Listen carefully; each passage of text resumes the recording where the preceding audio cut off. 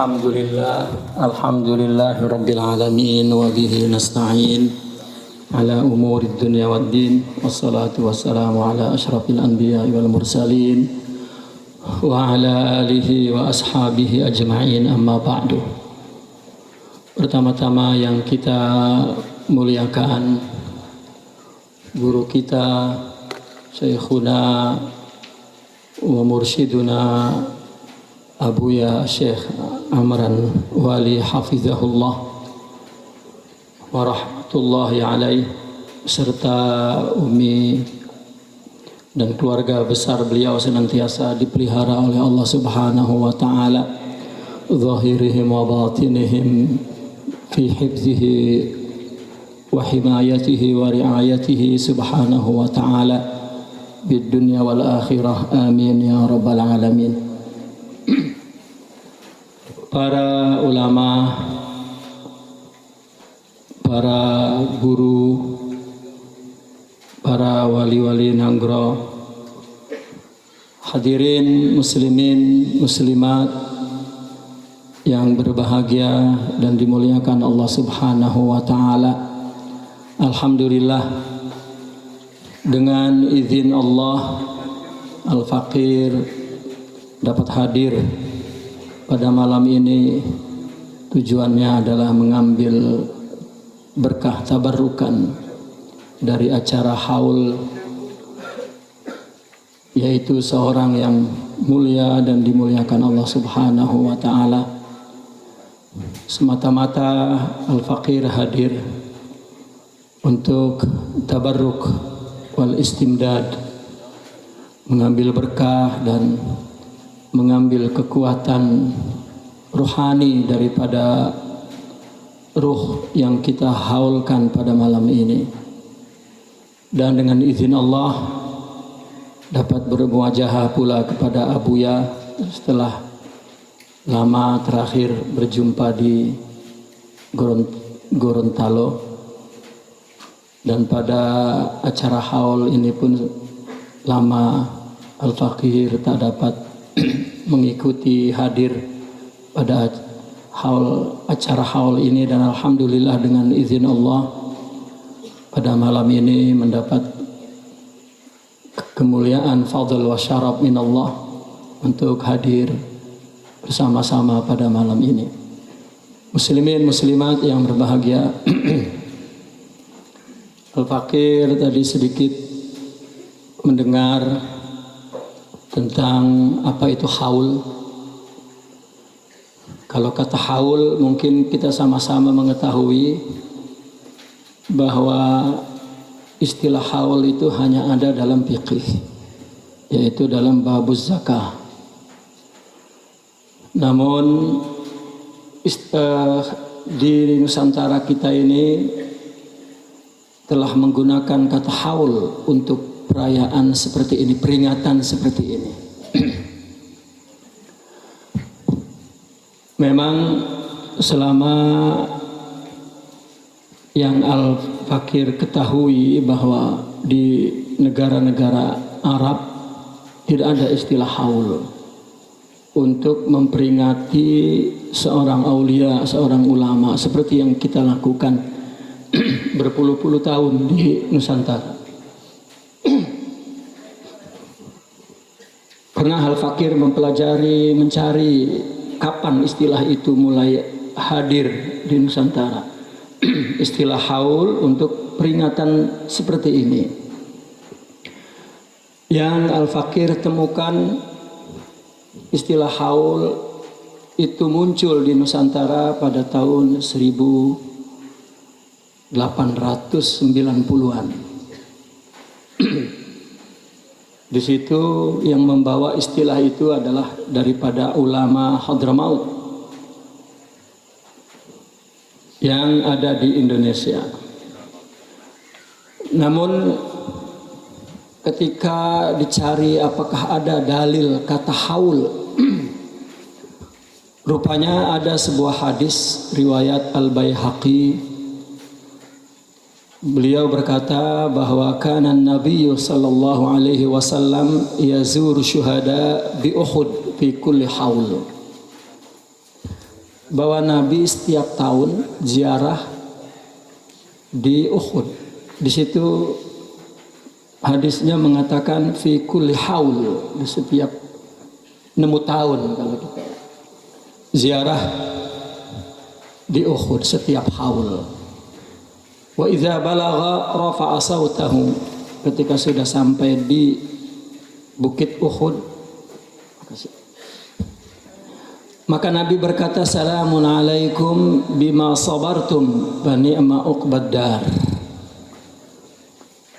Keselamatan atas kalian disebabkan apa yang telah kalian sabar dahulu di dunia, dan sekarang engkau berada di sebaik-baiknya tempat tinggal.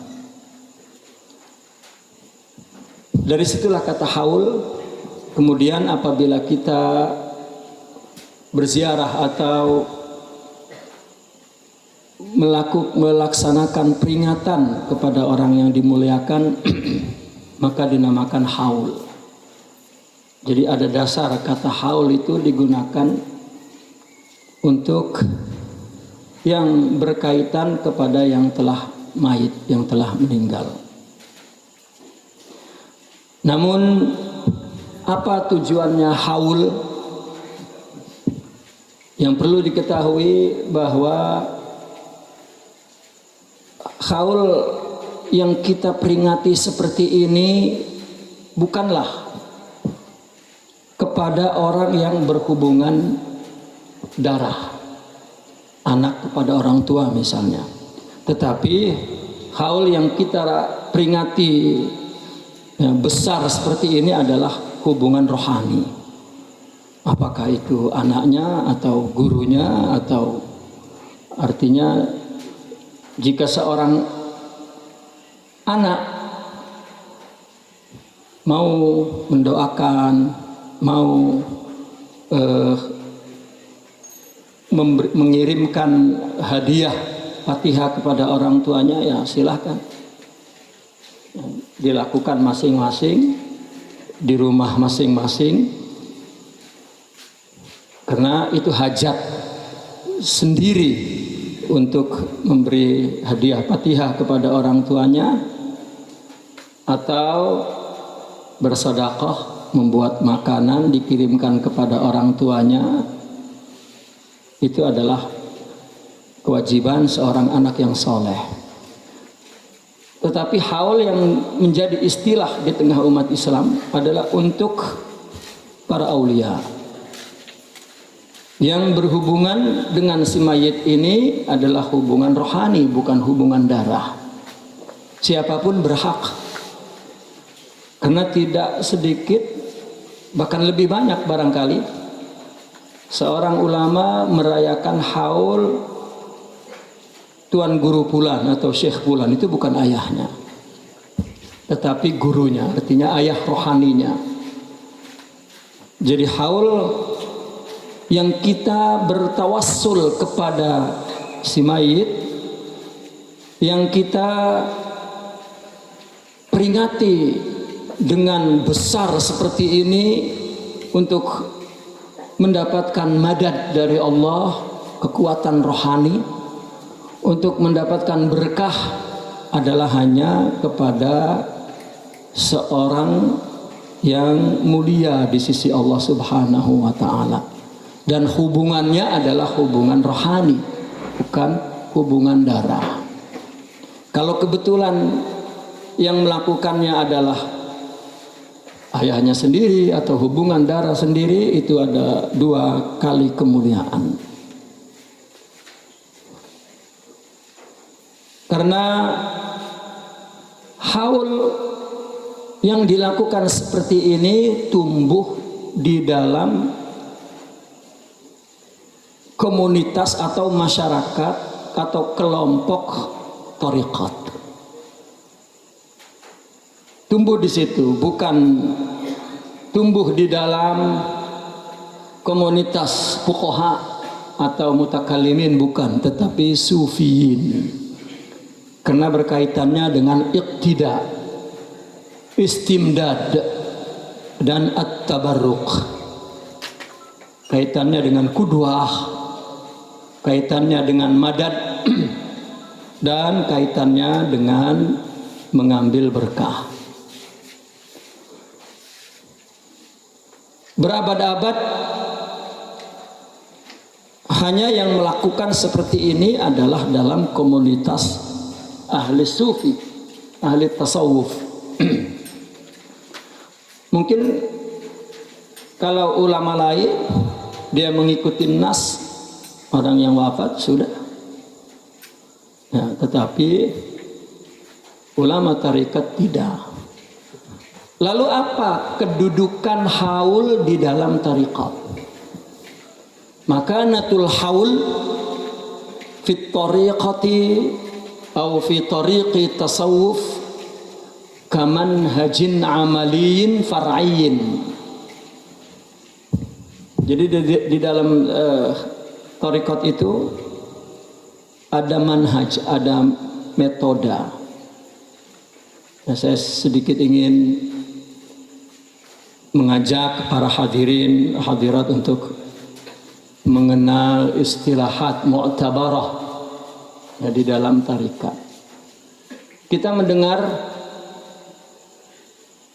dua istilah yang disebutkan kepada madrasah ini. Pertama ada menyebutkan tariq, ada kemudian tariqah.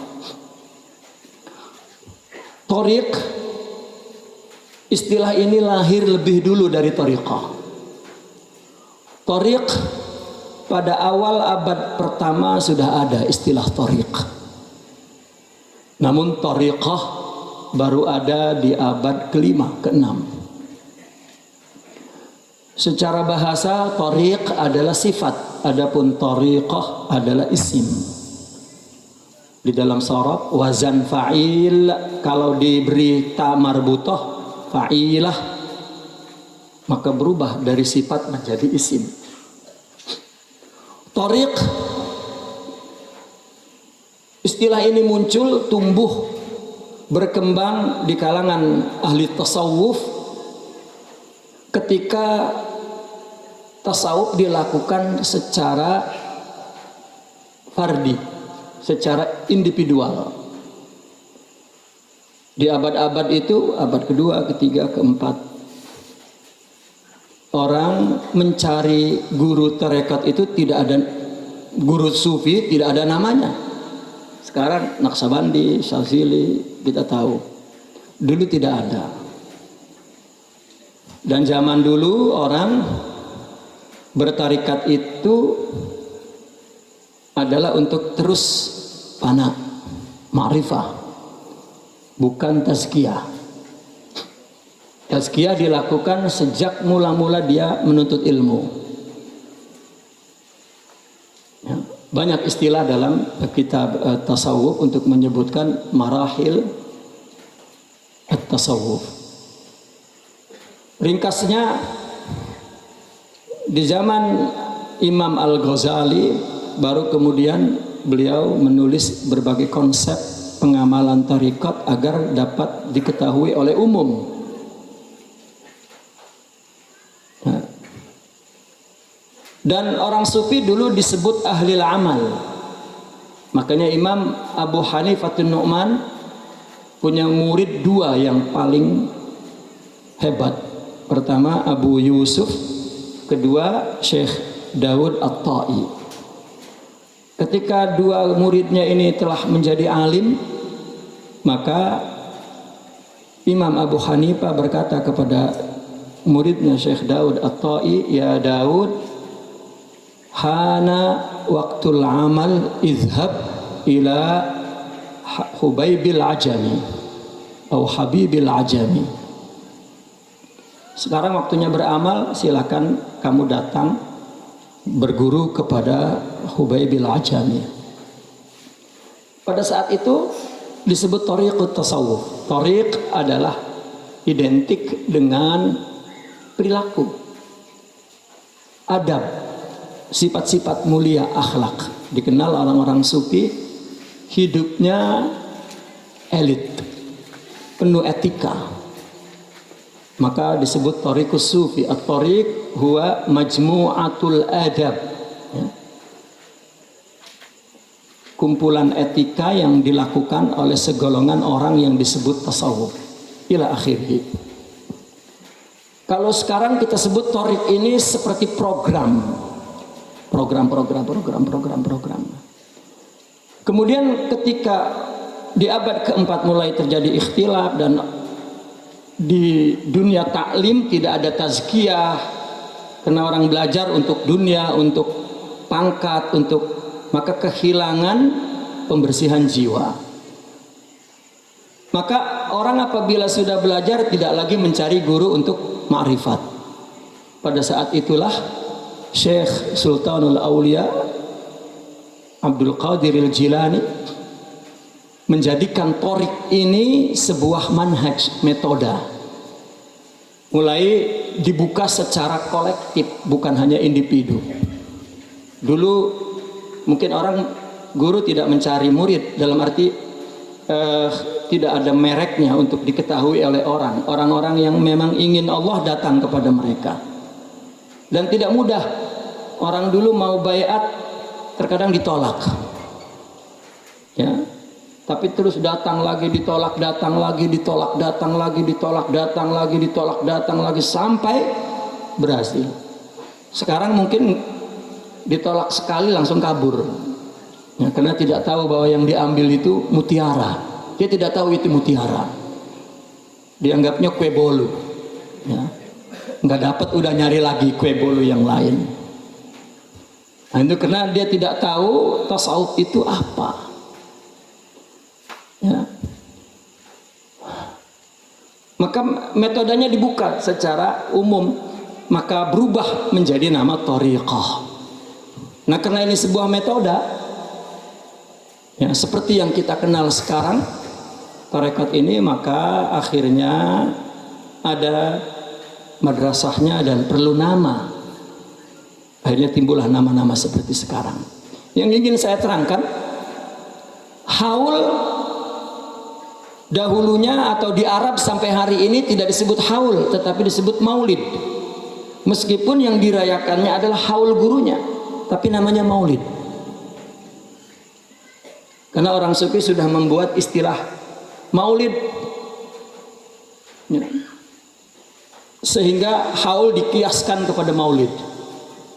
Nah, mereka merayakan haul gurunya, ya, disebut perayaannya maulid saja. Ya, karena umumnya yang dibacakan maulid. Kenapa demikian? Meskipun merayakan gurunya, madad yang dia ambil, berkah yang dia ambil, qudwah yang dia tiru, pada hakikatnya adalah kepada Rasulullah SAW. Namun beruntung kita di Nusantara, Allah telah mengilhami ulama-ulama dengan istilah haul, ya, dengan berbagai argumentasi baik secara bahasa atau, ya, dalil bahwa ada istilah haul dalam kita, dan rupanya lebih menjadi masyhur. Haul ini di dalam tarekat sebuah manhaj far'i. Kita tahu dalam tarekat, kalau umpama di madrasah ada kurikulum dasar, ada atau ekstra kurikulum, ya istilahnya begitu. Kurikulum yang asas, ada kurikulum yang sifatnya tambahan. Nah, di dalam tarekat pun ada namanya manhaj al-amali, al-asli, wal far'i.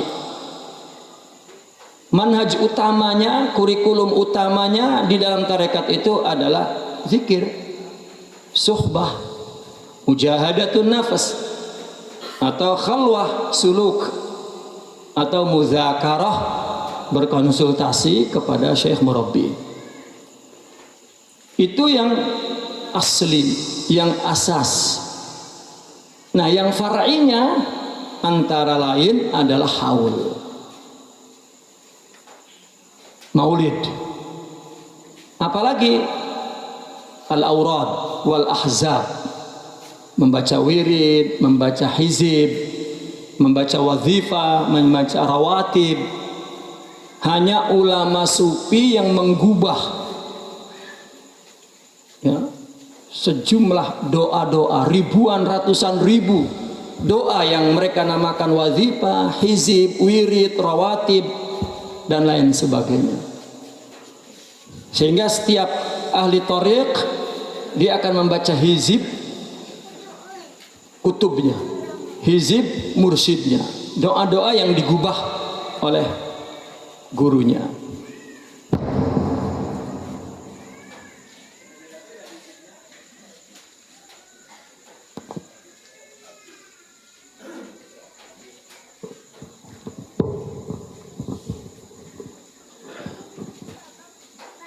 Jadi itu manhaj yang far'inya, aurad, wirid, doa-doa lah, zikir-zikir.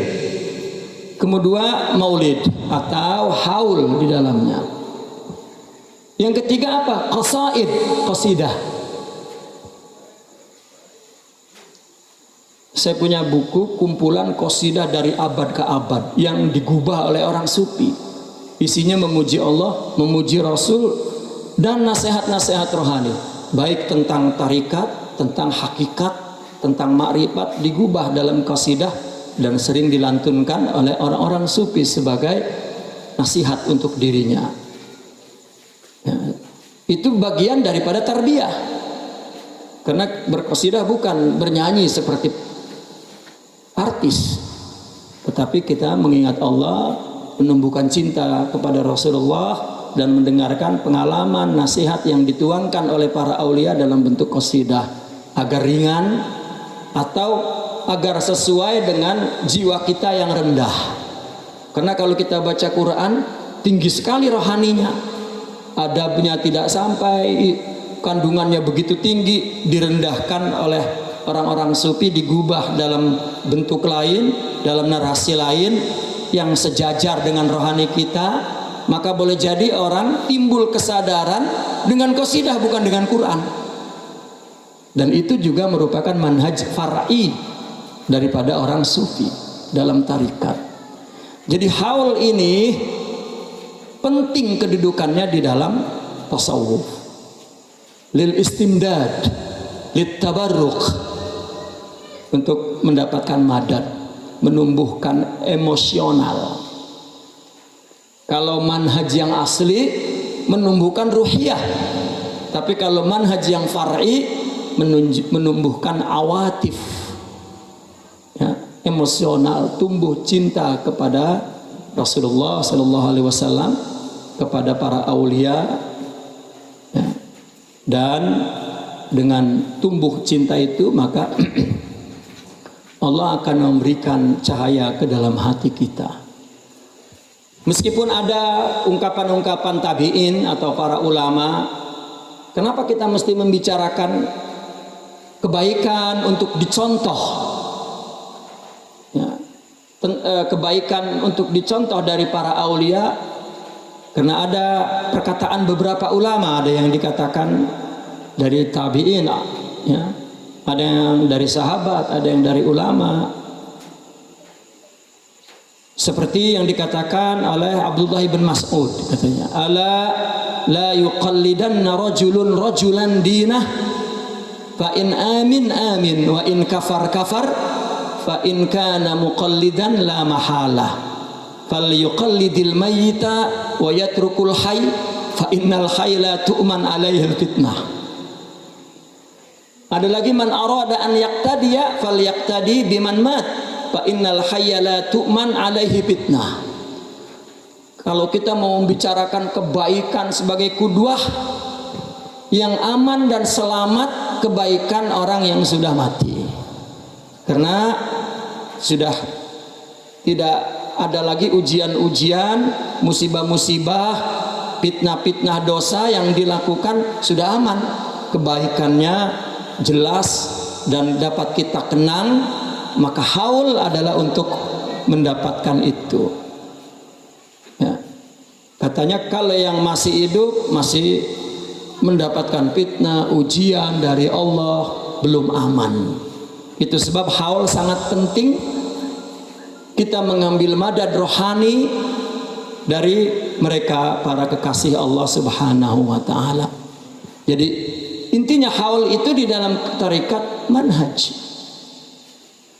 far'i. Maka sebagian, bukan sebagian, ya sebagian besar orang-orang tarekat apabila haul dia membaca zikir-zikir, berqasidah atau membaca maulid, karena kumpulan manhaj far'i sengaja dilakukan oleh para murabbi untuk menumbuhkan ghirah, untuk menumbuhkan awatif emosional rohani yang tinggi agar kita mendapatkan madad dari Allah Subhanahu wa taala. Oleh karena itu kita sebagai salikin apabila mendengar haul ada rasa gembira, ada rasa suka, ada rasa bahagia. Ya, karena haul adalah umpama Id, hari kegembiraan, hari keberkahan bagi para salikin, bagi para ruhaniyin, mereka yang ingin mendapatkan madad Rasulullah, akhlak Rasulullah sallallahu alaihi wasallam. Barangkali itu secara ringkas tentang haul. Dan di dunia ini orang-orang tarikat saja yang merayakan haul seperti ini, dan hubungan mereka lebih kepada hubungan rohani, silsilah ruhiyah, ya, antara orang yang kita hauli dan yang hadir di sini. Hadirin muslimin muslimat yang berbahagia, itulah sedikit menyentuh tentang babul haul. Dan yang kedua, ya, mungkin dalam kesempatan ini Al-Fakir hanya menyampaikan tema-tema kecil, ya, agar dapat manfaat yang banyak untuk kita semua, terutama untuk Al-Fakir sendiri. Yang kedua, barangkali karena kita baru saja meninggalkan Ramadan, Al-Fakir sedikit ingin menjelaskan tentang ruhaniyati Ramadan, ya. Ramadan dalam tinjauan tasawuf, puasa. Kita baru saja meninggalkan bulan Ramadan. Selama 30 hari kita berpuasa. Satu hadis yang kita kutip, Rasulullah sallallahu alaihi wasallam bersabda, "Kullu amali ibni Adam lahu." Summa qala ta'ala illa siyam fa innahu li wa ana ajzi bih. Nabi pernah bersabda, setiap amal manusia akan dibalas sesuai dengan jerih payahnya. Lahu, balasan. Ya, karena kullu amal, maka lahu, maka balasan kepada manusia itu sesuai dengan amalnya. Letihnya segitu, amalnya segitu.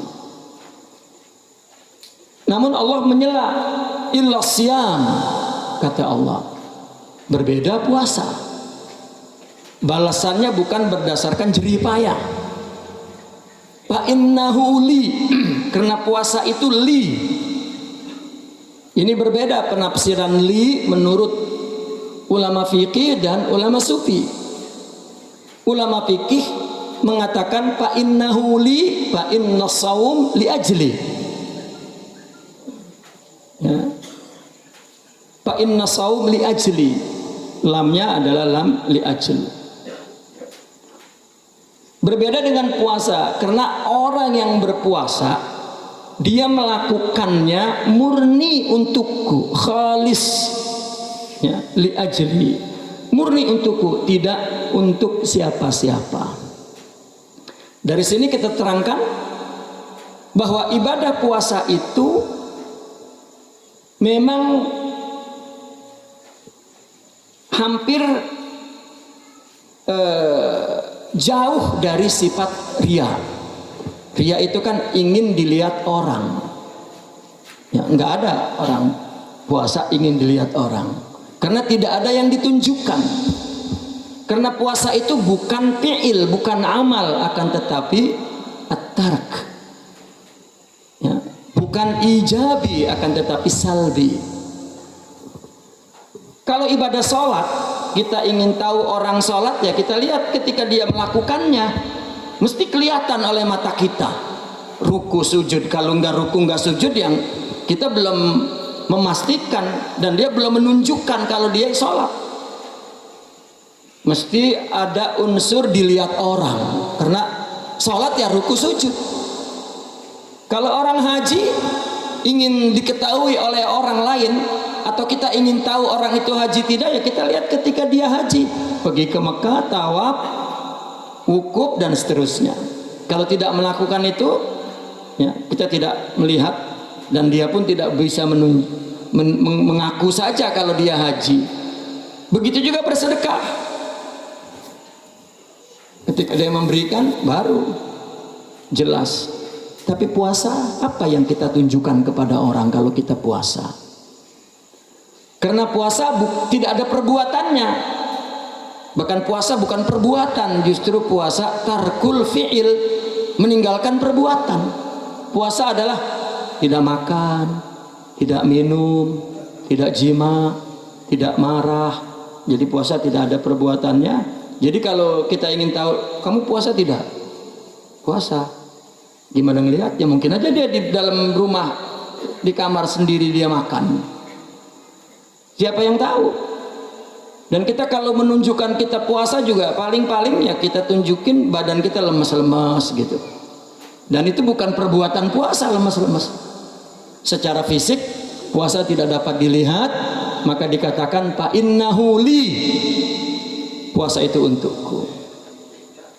Kemudian wa ana ajzibih. Kalau ulama fikih selalu mengkaitkan kepada dalil. Fa innahu li, kenapa aku? Karena ada dalam hadis lain, man Allahumma shalli ala sayyidina Muhammad, man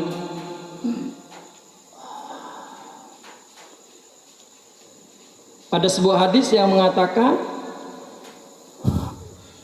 barang siapa yang berkata palsu dan mengamalkannya, ya, maka sesungguhnya Allah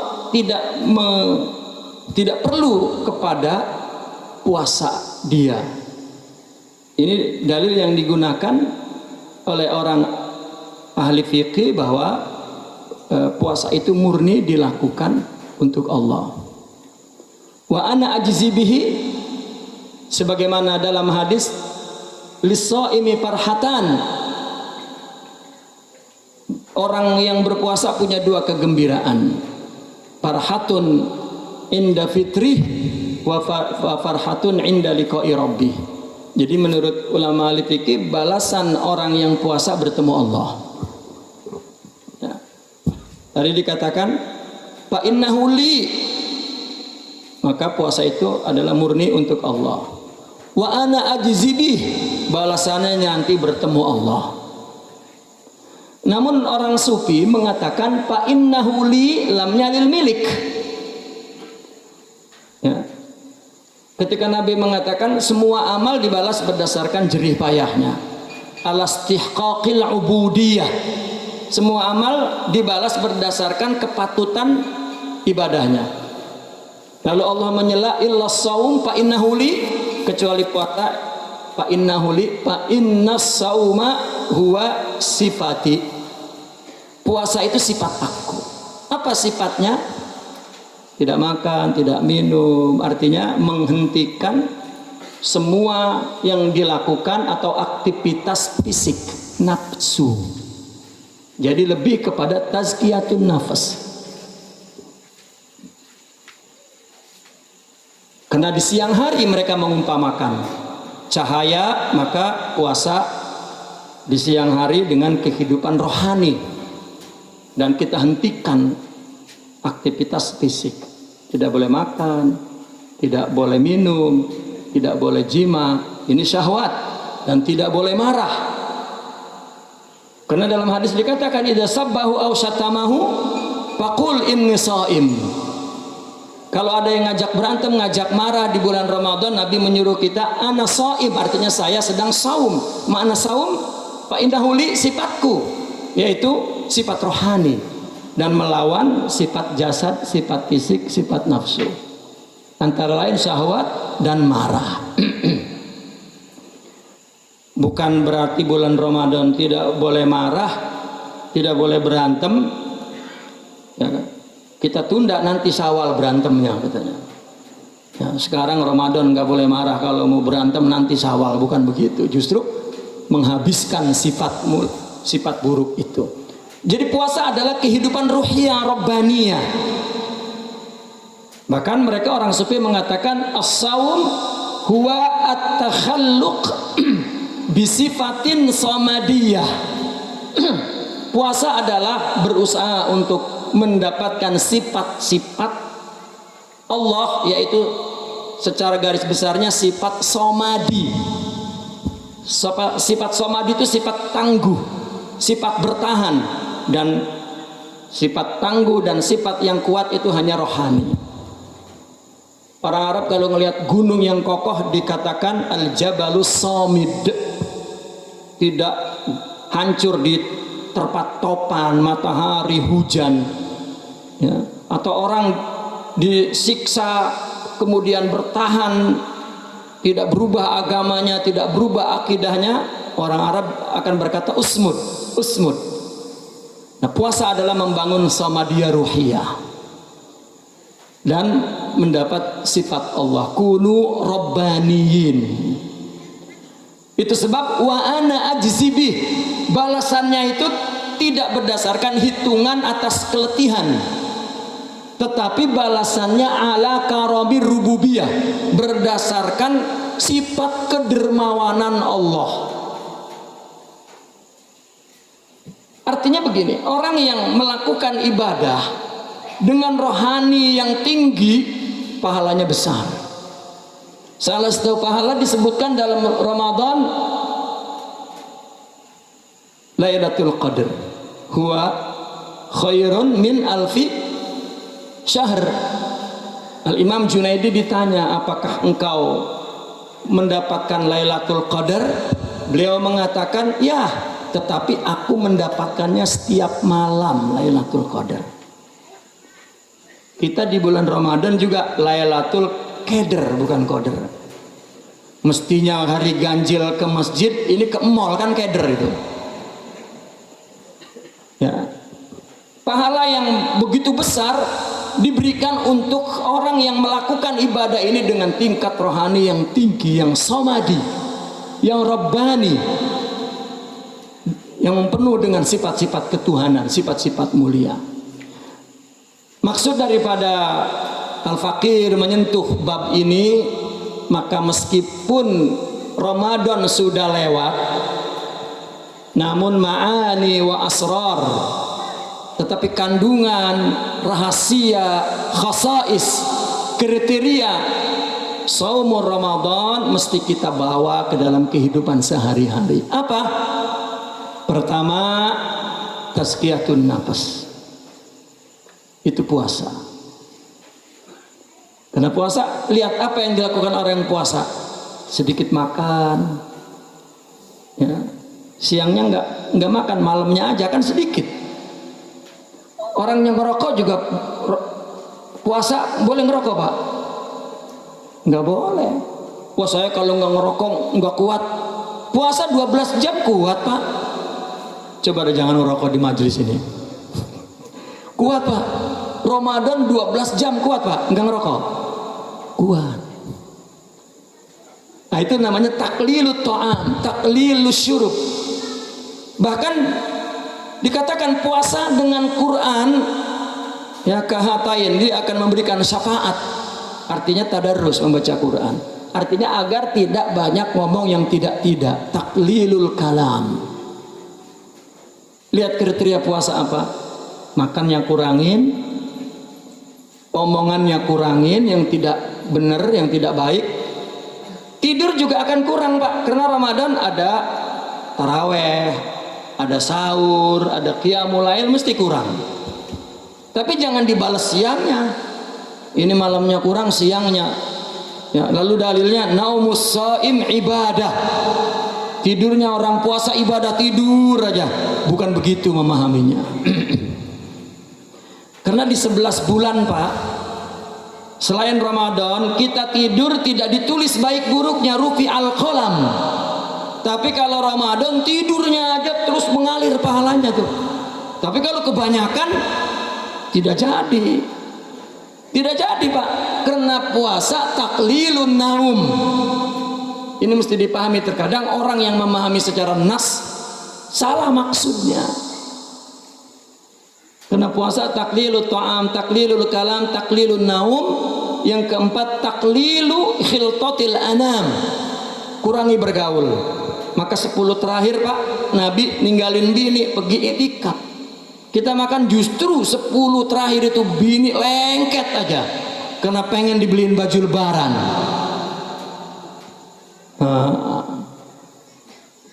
Jadi ada semangat Ramadan, yaitu tazkiyatun nafs, dengan melakukan taklilat sedikit-sedikit, dan itu adalah merupakan ya manhaj dalam tasawuf.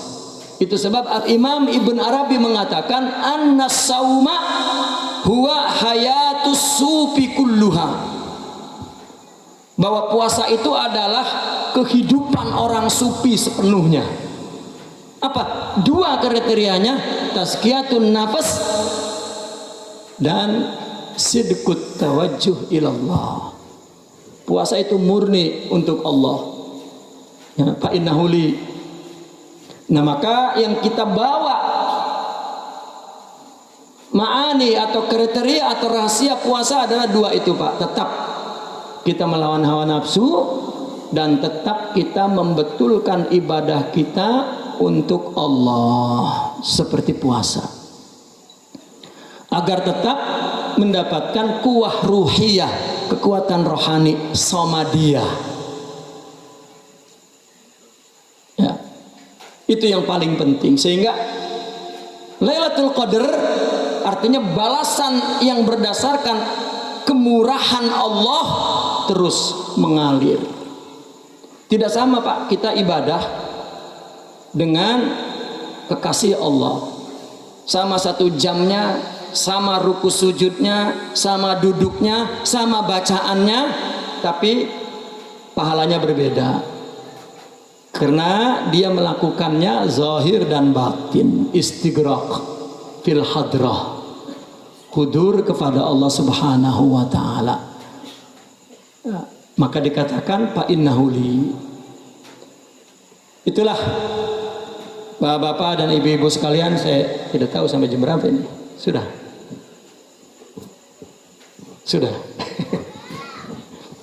Yang terakhir, saya teringat dengan pertemuan dulu di Banda Aceh ketika haul tsunami.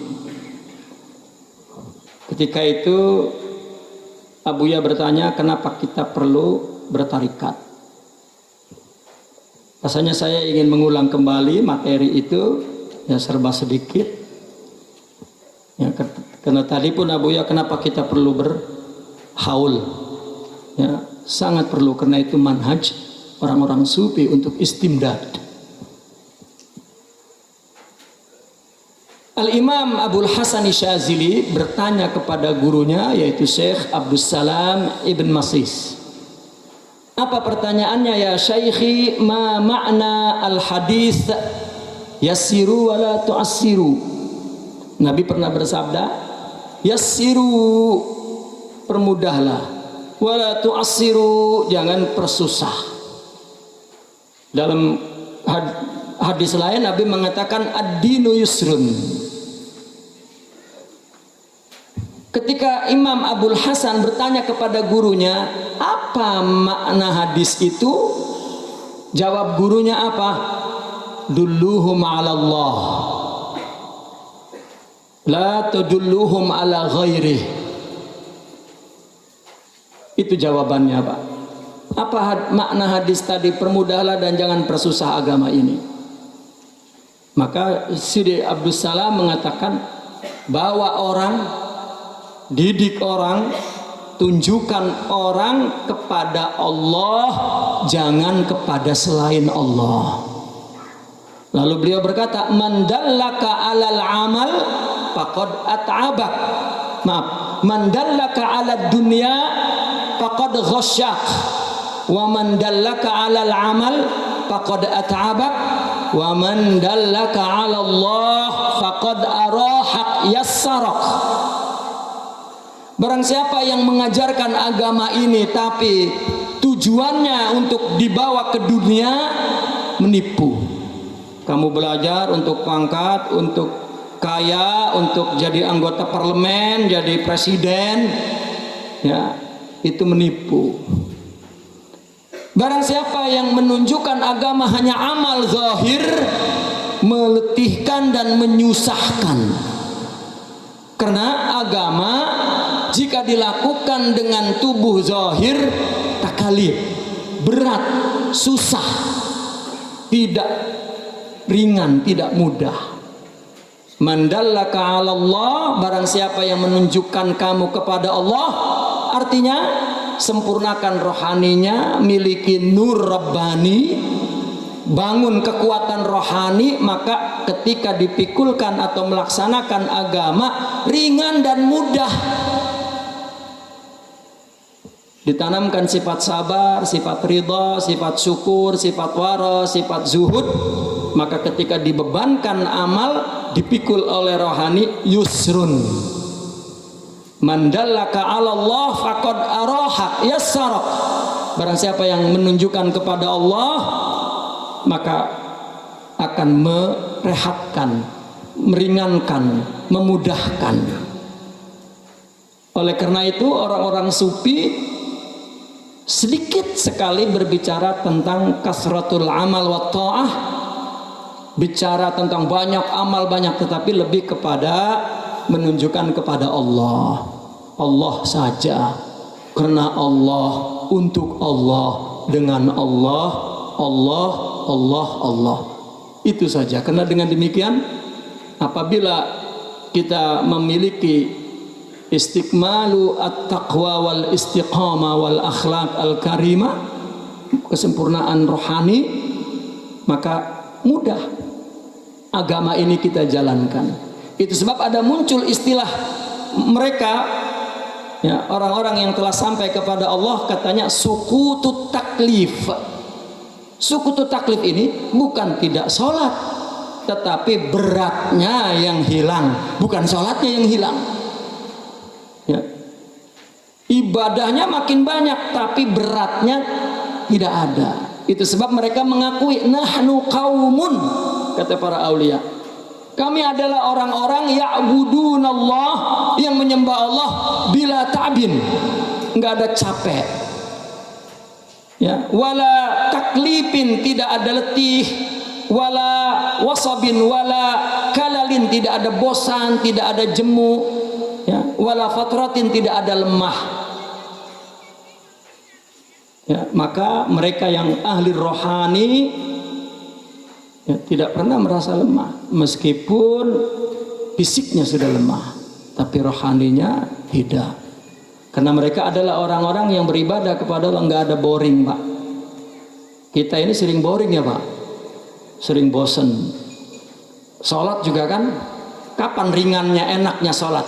Kalau habis salam, begitu assalamualaikum, assalamualaikum, alhamdulillah, ringan, karena bebannya udah diturunin. Jadi ringannya bukan lagi sholat, habis sholat. Itu kata dia, oh berkah sholat, atil ringan, itu tipuan nafsu.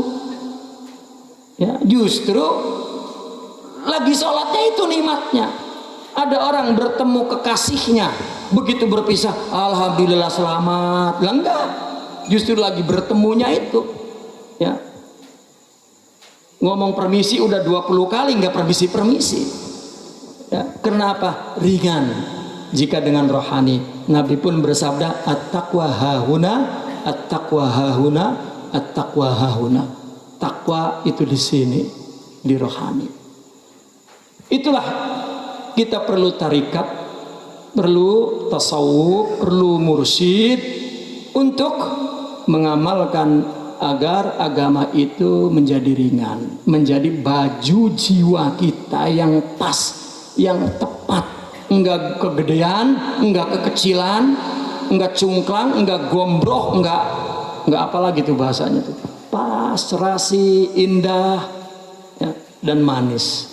Itulah penampilan ibadah mereka para aulia di mata Allah Subhanahu wa taala. Baiklah Bapak-bapak dan ibu sekalian, ya, 3 materi kecil semoga bermanfaat. Namun yang paling penting adalah acara haul ini justru penting artinya bagi kita, itu sebab mereka para aulia, para pimpinan tarekat terus melakukan ini agar kita bersambung kepada ruhiyah Rasulullah Shallallahu Alaihi Wasallam melalui ruh para aulia yang kita haulkan. Aku qauli hadza wa astaghfirullah li wa lakum. Assalamualaikum warahmatullahi wabarakatuh.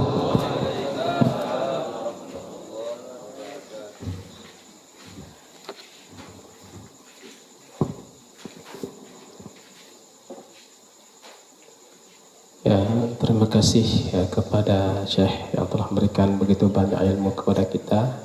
Mudah-mudahan dapat kita amalkan dalam kehidupan kita sehari-hari. Terus selanjutnya kepada Abuya waktu depan disilakan dengan segala hormat.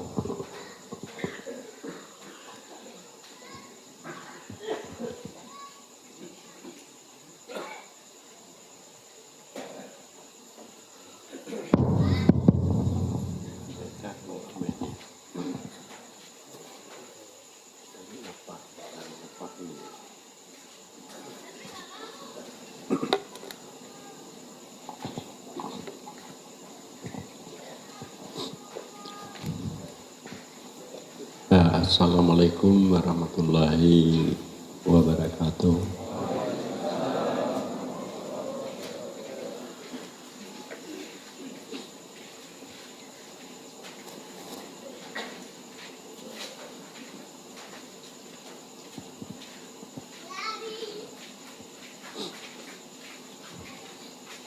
Al-Fatihah.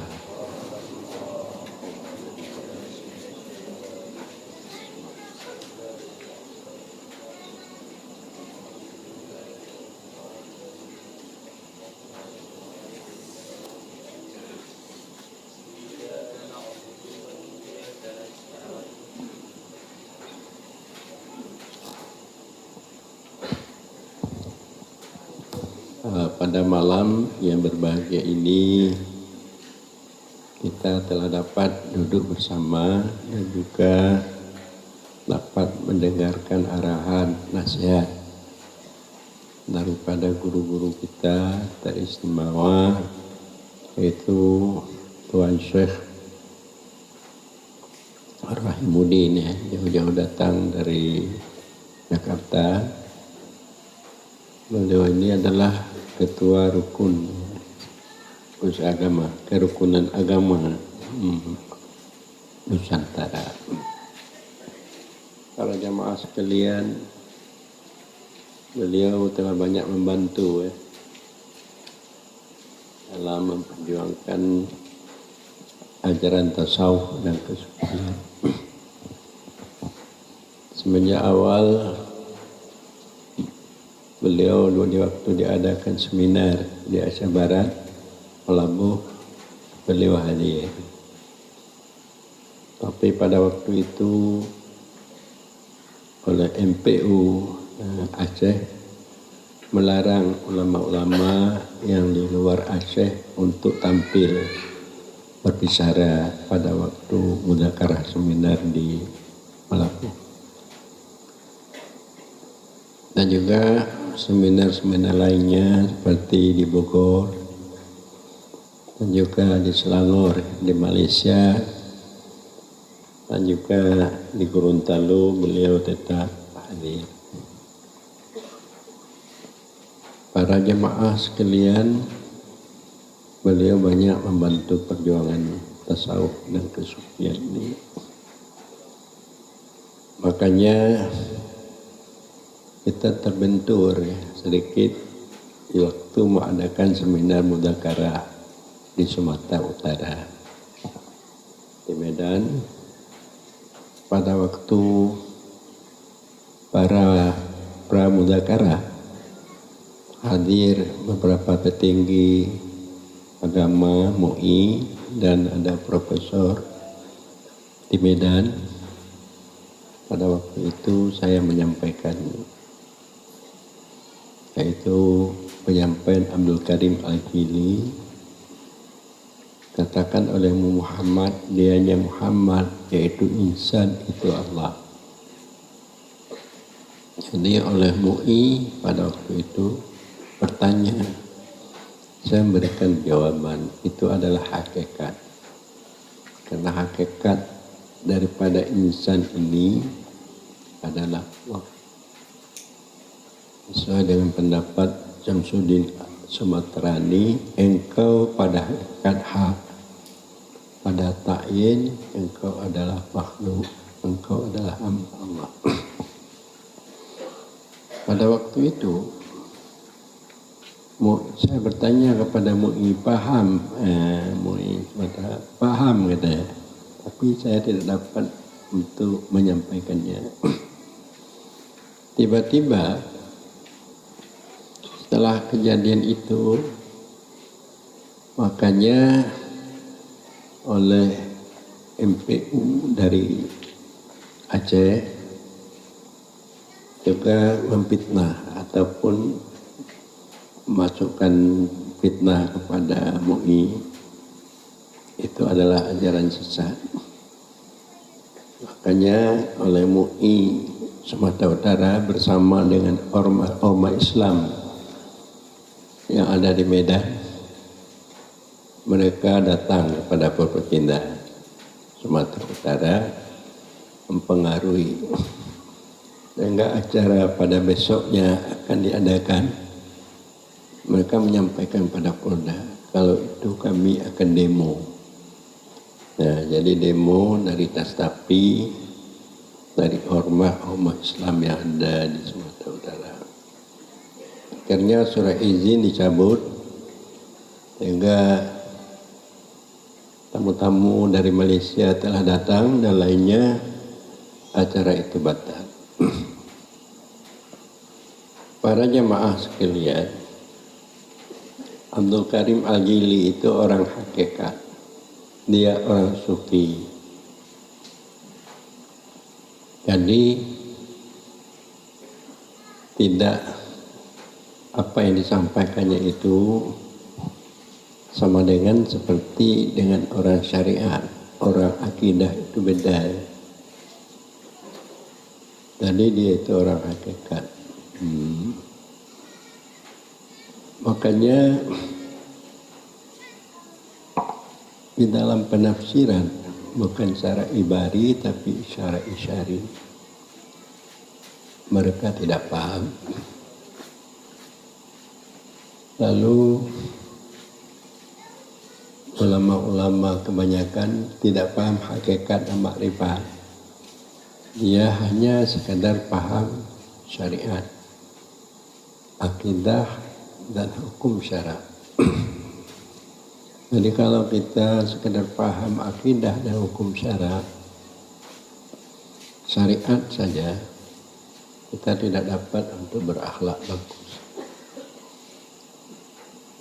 Dan juga kita sulit untuk mengadakan ibadat dengan khusyuk hudur hati. Dan kita tidak dapat untuk menghilangkan ananiyah dan wujud diri. Maka kebanyakan kita menjadi fasik. Jadi orang-orang yang bersyariat tidak berhakikat itu fasik. Makna fasik ini cinta dunia, tidak cinta kepada Allah. Makanya hubbud dunya ra'su kulli khati'ah. Cinta kepada dunia ini sumber daripada kesalahan, baik kesalahan lahir atau kesalahan batin, itu karena sangat cinta kepada dunia. Maka ulama-ulama kita yang tidak paham hakikat, maka sangat cinta kepada dunia, membawa kepada fitnah, membawa kepada permusuhan dan buruk sangka sesama. Maka dari itu, walaupun bagaimana kita tetap memperjuangkan tasawuf dan kesufian, karena ini adalah ajaran ihsan. Jadi kita tidak cukup agama kita sekedar iman dan Islam, tapi agama kita harus kita tambah dengan ajaran ihsan. Jadi ihsan ini untuk memperbagus amal dan untuk memperkuat akidah. Kalau tidak ada ihsan, amal kita tidak dapat kita lakukan dengan ikhlas, dengan istiqamah, huzur hati, khusyuk. Dan juga akidah kita. Tidak sampai akidah keimanan kita itu ke dalam hati kita, ke roh kita, untuk kita mendapatkan hakul yakin, ainul yakin. Jadi ajaran tasawuf dan kesufian inilah ajaran ihsan yang diangkat. Kalau banyak perubahan di dalam masyarakat kita, nah, itu baik di Aceh Barat kita lihat, di Singkil dan di mana-mana. Jadi mereka sudah mencintai agama, sudah mau belajar agama, sudah yakin sekali dia bahwa Allah yang memberi rezeki. Yakin sekali dia bahwa benar-benar kalau dia baik dengan Allah, dia dekat dengan Allah, Allah akan membantu di dalam kehidupannya, baik dunia dan akhirat. Jadi salah satu orang pintar yang berpendidikan tinggi yang membantu ajaran tasawuf dan kesufian inilah, yaitu Tuan Guru, itu Tuan Syekh Rahimuddin An-Nawawi. Ini saya banyak, sebab beliau orang akademi sekolah, dia banyak tahu dari saya. Jadi dia dapat menyampaikannya secara lantang, secara mudah dipahami oleh intelektual, oleh orang-orang yang berpendidikan. Jadi mudah-mudahan beliau dipanjangkan umur, disehatkan badan, dan dapat lagi yaitu berjuang memperjuangkan ajaran ini. Jadi kalau ajaran tasawuf dan kesufian ini atau ajaran ihsan tidak akan diangkat, maka Islam ini tidak kuat dan kokoh. Karena kalau kita di dalam ajaran syariat ini banyak sekali pertengkaran, berbenturan sama kita. Di dalam melakukan salat saja kita beda dengan Muhammadiyah.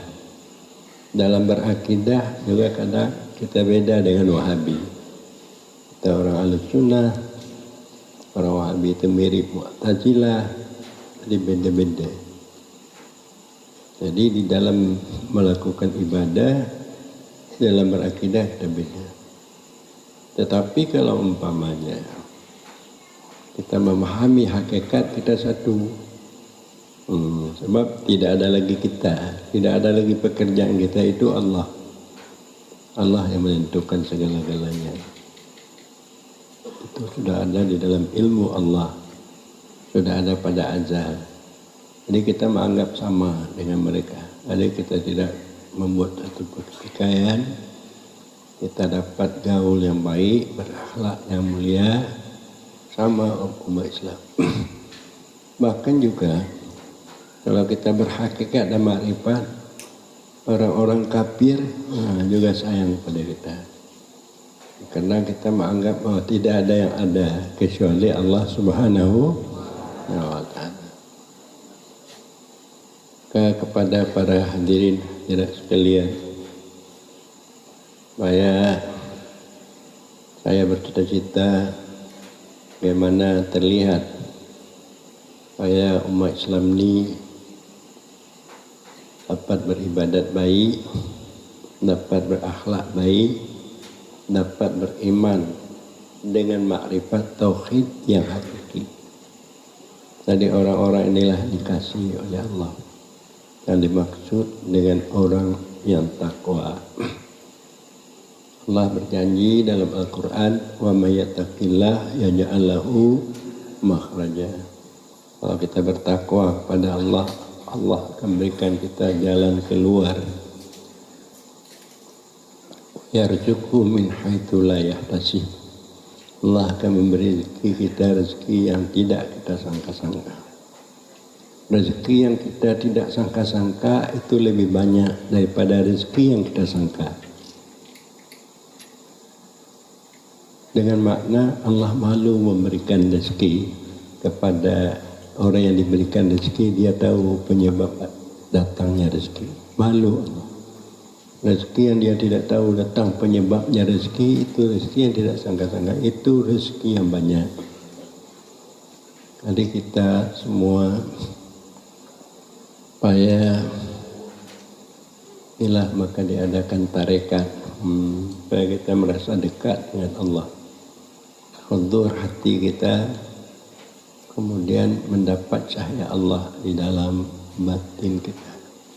Kita lihat kasih sayangnya, kepeduliannya, sehingga menimbulkan kita cinta kepada Allah. Jadi kalau kita sudah cinta kepada Allah, hilanglah waswas di dalam hati kita, dan senang kita untuk beribadat kepada Allah, dan terhibur kita dengan musibah yang Allah datangkan kepada kita.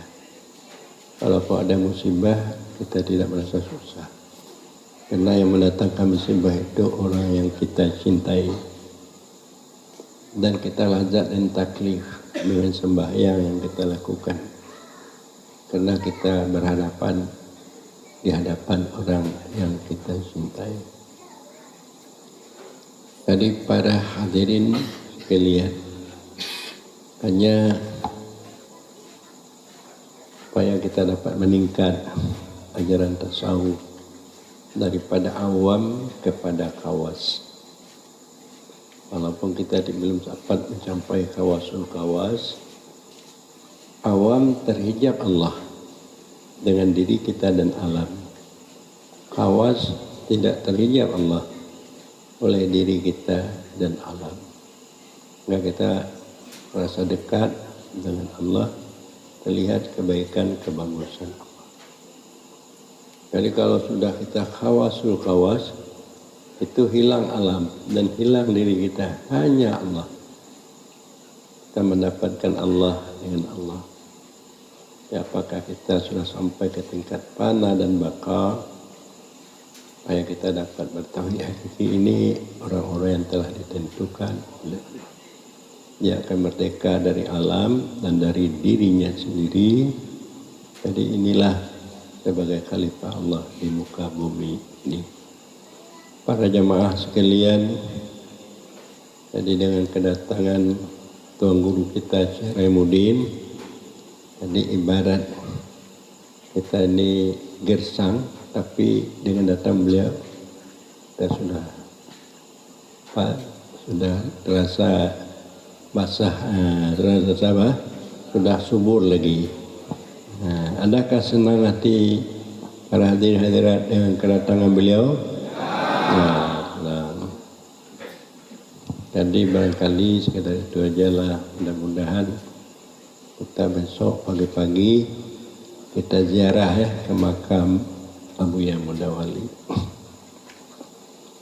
Jadi Abuya Mudawali itu pekerjaannya pertama mengajar, kedua beribadat, itu pekerjaan beliau.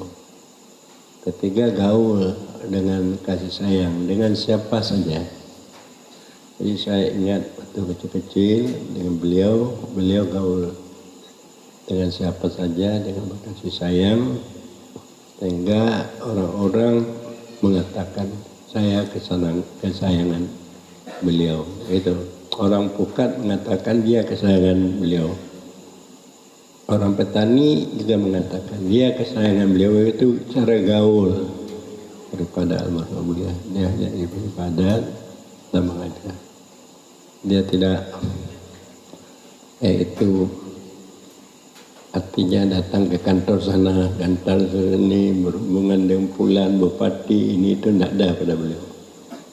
Nah, dalam hati beliau itu hanya Allah dan juga Rasul dan menyampaikan agama ini. Maka pada waktu saya katakan murid-murid beliau dan anak beliau yang mengikut beliau itu tidak ada, saya katakan jarang adanya. Jadi mudah-mudahan berdoalah Anda supaya saya dapat mengikut langkah-langkah beliau walaupun tidak keseluruhan. Nah, kemarin demikianlah wallahu bisawab. Kita berdoa aja. Nah, besok kita akan tambah lagi ya. Kita ziarah, nanti kita minta lagi nasihat pada Tuan Syekh Rahimuddin. A'udzubillahi minasyaitonirrajim. Bismillahirrahmanirrahim. Alhamdulillah hamdan yuwafi ni'amahu wa yukafi majidah. Rabbana lakal hamdu kama yanbaghi li jalali wajhikal karim wa 'azimi sultanik. Allahumma alhimna iman nafqahu bihi awamiraka wa nawahiyaka warzuqna fahman kaifa nunajika ya arhamar rahimin. Allahumma arzuqna fahman nabiyyin wa hifdzal mursalin ilhamal malaikatil muqarrabin. Rabbana taqabbal minna du'ana wa tub alaina innaka antat tawwabur rahim. Allahumma anzil rahmah wan ni'mah wal barakah was-sihhah wal afiyah wal amna was salamah wal ilma wal hikmata wal huda wat tuqa maghfirah alaina wa ala ahli baitina wa ala ahli qaryatina biladil muslimin wal muslimat innaka ala kulli syai'in qadir. Sallallahu ala sayyidina Muhammadin wa ala alihi wa sahbihi wa baraka wa sallam walhamdulillahi rabbil alamin.